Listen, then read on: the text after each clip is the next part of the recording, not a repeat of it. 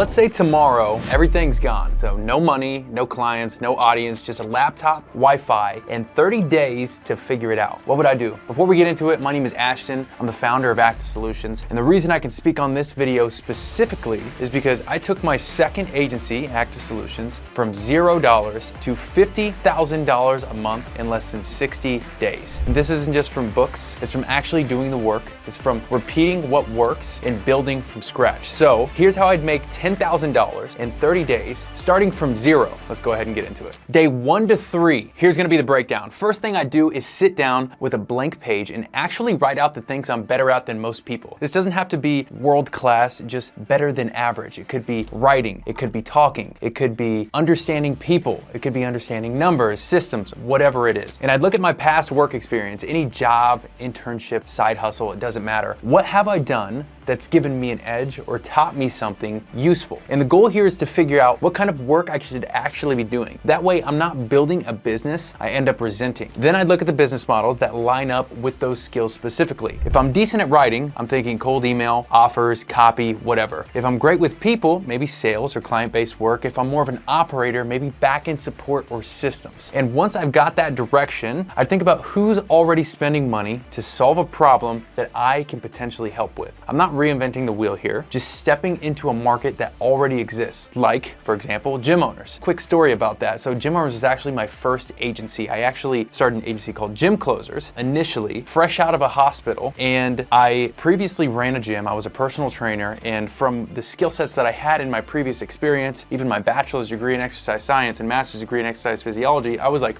what business model aligns with my previous experience and my current skill sets? Gym Closers was a perfect opportunity. I would be able to connect with the gym owners, and marketing was something that I really wanted to get into, so it piqued my interest. It was probably something that I knew I would stick with for a long period of time. So that's the breakdown of why I'm including gym owners as an example here. Now, gym owners need more members, coaches need qualified leads, real estate agents need appointments. So I would create an offer based off knowing this information. This doesn't have to be poetic or anything like that. Literally just needs to be clear and to the point. Something like, we help gym owners get 20 new leads per month without running paid ads, and we do it in 14 days or less. That's it. That's all you need. Straightforward. Nothing else really to worry about there. Now, day 4 through 7, build a minimum viable sales machine. This is where things get kind of real. And honestly, this is where most people sabotage themselves, not because they're lazy, but because their subconscious starts to kick in. See, the second you make real decisions, or you have to make real decisions that could actually move the business forward, your brain starts throwing distractions at you. So instead of sending messages or reaching out to leads, you start tweaking a logo. Instead of booking calls, you convince yourself that you need a better website or a custom funnel or the perfect domain or whatever it might be. Why? Because doing things like this feel like progress, but really they're just giving you an excuse to delay the part that actually matters, talking to people. So what do I do here?